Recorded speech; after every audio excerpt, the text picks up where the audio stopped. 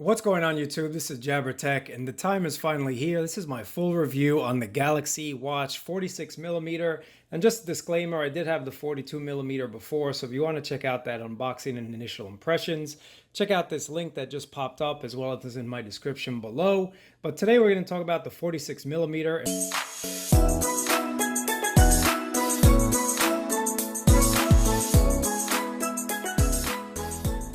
So just quickly, for those of you that want to know the specs, it's running Samsung's own Exynos processor, and this is a dual-core processor. It has 768 megabytes of RAM as well as 4 gigabytes of storage. So those are just the specs quickly. It is a smartwatch, so we don't have to go too much into the specs right now. So whether you opt for the smaller edition or this larger edition, your user experience will be about the same, about 100% identical. You will have a little less battery life, and obviously the screen won't be as big. But other than that, the software is exactly the same. Before we get into the review of the software and the experience, just take a look at the watch. It's really a nicely built watch. It's very, very well made, high precision, and I expect nothing less from Samsung these days. They just know how to build high quality products. And this one definitely shows that. So if you look on the left side here, you do have a speaker, so you can take and make phone calls from this from your wrist, and you also do get audible alerts. Looking at the back of the watch, you do have this heart rate monitor right here, and that's a newly improved heart rate monitor. Going to the right side of the watch, you'll notice you have two physical buttons, and these buttons have some ridges on it, so it's really easily distinguishable that these are the buttons and not just the frame of the watch. And then right underneath the bottom button here is where you'll find your microphone. Now, one of the features that really stand out with Samsung watches these days, and whether you love it or hate it, that's up to you. This rotating bezel here is one of the key sellers for Samsung watches in my opinion, and it just makes it super easy to rotate around and find what you need to find, whether it's widgets or scrolling through messages or trying to find the app that you want to. This just makes it really easy, and not to mention in winter. I live here on the East Coast, so our winters are kind of brutal, to put it nicely. So when I have gloves on, it's just super easy to just rotate this bezel. I don't have to worry about taking off my glove to touch the screen and figure out what I need to do. The rotating bezel makes it really easy, and I'd love to see that on more watches. I'd love for more companies to adopt that. You do have swappable bands here, so they do use 22 millimeter style bands.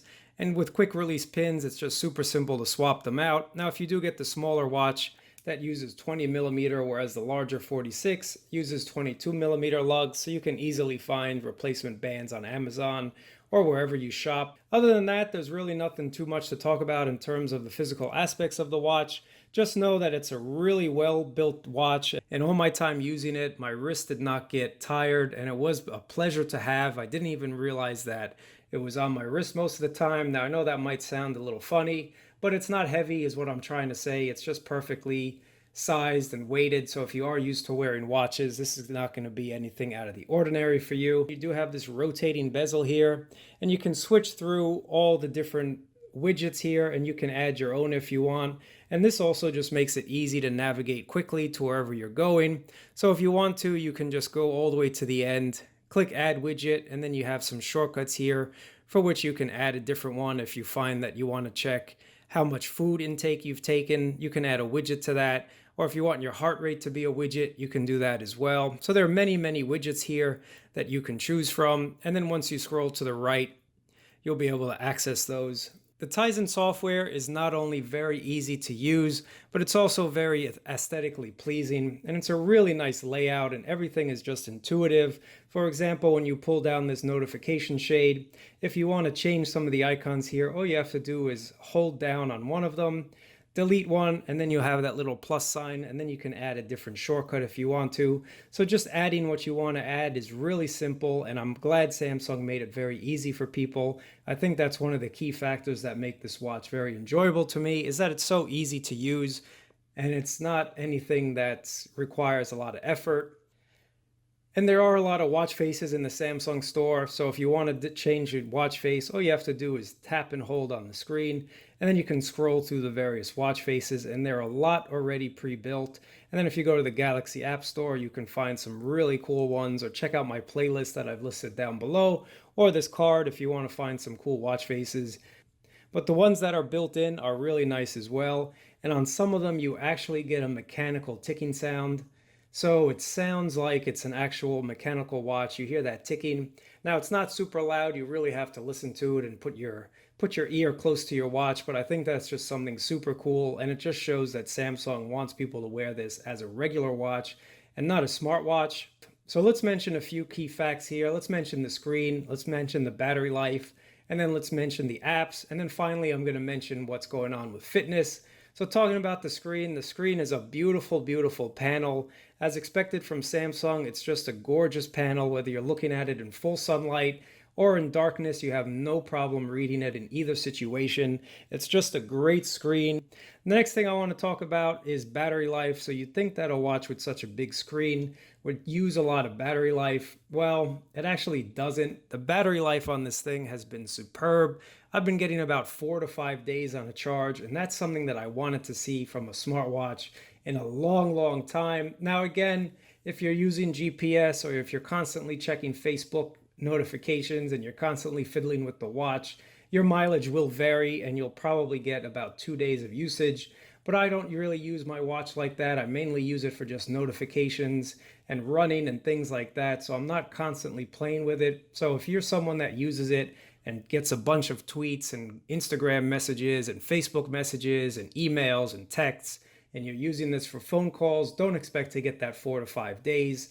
Expect to get more like 2 days to 1.5 to 2 days on it. But if you're just a moderate user, you probably will only have to charge this once in a week, and that's a really great improvement. On the Gear Frontier, and originally I was getting about 3 days, now I'm getting about 2, but that is an old device, so this one at 4 or 5 days right now is awesome. Keeping the watch on the always on display, and basically what that means is you'll always have the time and some functions from the actual watch face displayed on your watch itself, versus when you activate the watch, you get all the colors and animations. So if you do keep the always on display on, you will not get that 4 to 5 days. You'll probably get about 2 days again. So it really depends whether or not you want to have an always on display or not. For me, I'm quite happy having the tilt to wake feature, whereas it saves some battery life and I really don't need my watch on all the time if it's just by my side. Now, when I do go out, I do like to activate the always on display just because it looks cool. And I like to get a lot of comments on whatever watch face I'm wearing. I'm a big watch face fan, so having the always on display activated when I'm out is something I usually do. And using that as my basis, I get about 3 to 4 days, depending on, of course, how often I go out. If I don't go out that often and I'm just at home and work, then I'm definitely getting that 4 to 5 day mark. And that's just awesome on this watch. Whenever you finally run out of battery life, you do have this wireless charger, so the watch just sits on it and just charges by itself. Now, it does take about 2 hours to charge, so it's not a super fast charger, but it's a really convenient charger, whereas you don't have to fiddle with any pogo pins or anything like that. You just come home, pop it on the charger, and it'll start charging. Now, if you do take phone calls on this, which the sound quality taking a phone call on this was actually really good. People on the other end couldn't even tell that I was using my smartwatch, and it sounded really clear to me as well. Now, here in New York City, if you're out on the street or you're in a busy subway, don't expect to hear this that loudly or clearly. It is a speaker, it is a tiny speaker on your wrist, so it's not something that's going to be mind-blowingly loud. But if you're at home or you're in the office or maybe you're just waiting on the street corner, there's not that much noise, you'll have no problems with taking a phone call on this as well. And the ease of just taking a quick phone call without having to pull out your phone is also well worth it in my opinion. That's definitely one reason you'd want to pick up a smartwatch. Before you go ahead and click on that link to purchase this watch, app support is not there. If you want the most app support possible and you're running an Android device, you want to get a Wear OS device because something made from Google will actually work with a Google product, i.e. Android, a lot better than a Tizen product will. But this does a really good job in terms of notifications and acting upon those notifications. But again, app support is not really there. So if you want something that has a ton of apps, you want to get a Wear OS device. But personally, I don't need 1,000 apps on my watch. I just need the watch to do what it does.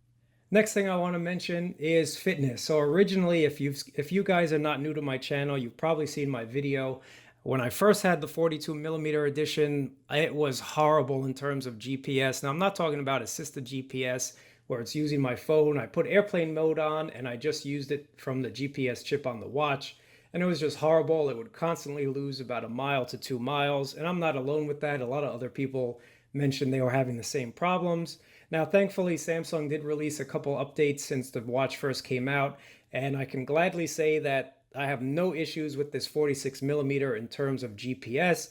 Now, was it a faulty unit on my 42? I don't think so, because it was getting a lot better after a couple of those updates. So I just mentioned that GPS was perfectly fine on this 46 millimeter, and I've compared it with my Garmin watch and also Runtastic, so it's just about 1/10 of a mile off, and that's not bad at all. Now, mentioning GPS, just be aware if you are a runner and you do run every single day, and you plan on using this watch for running, you will not experience that 4 to 5 days battery life. That also depends on the intensity of your workout, but GPS chips tend to use a lot of battery, and this is no exception here. So just know if you do use it extensively for tracking your workouts and whatnot, you will not get that 4 to 5 days. You'll most likely get about 2 days on it, and that's still a decent amount if you think about it for a watch that offers this much.